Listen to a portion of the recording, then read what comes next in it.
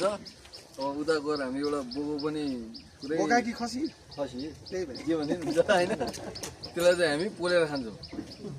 रमाइलो हुँदैछ ल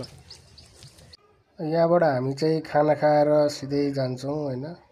सबै खाना खाएर चाहिँ अब हामी चाहिँ लाग्यौँ तल उसबाट जुङ्गे खोला मुनतिरबाट सबैजना जोसमै छन् यहाँबाट है जानको लागि चाहिँ सिँगै बोका काटेर खानेको प्लान छ हाम्रो के कसो हुन्छ हजुरलाई म भन्छु खाना खाएर हेरौँ त्यहाँ सुप पनि मुखमै छ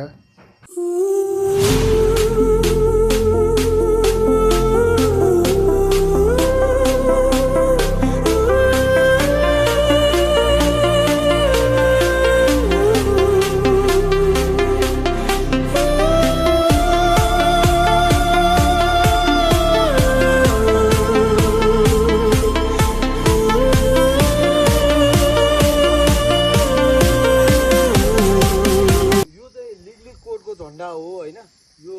द्रव्य शाहको पालामा बनेको यो चाहिँ एउटा गढी नै भन्दो रहेछ अनि यो चाहिँ बिहान 8 बजेदेखि बेलुका 6:30 बजेसम्म चाहिँ यो जहिले पनि बिहान 8 बजे राख्ने बेलुका चाहिँ 6:30 बजे जहिले पनि झिक्री गरेको छ यो झन्डा ठुलो देखिरहेको झन्डा लिगली कोडको झन्डा भन्छ यसलाई चाहिँ यो चाहिँ उचाइ 1347 मिटर चाहिँ माथि छ यो तल देखुनको एकदम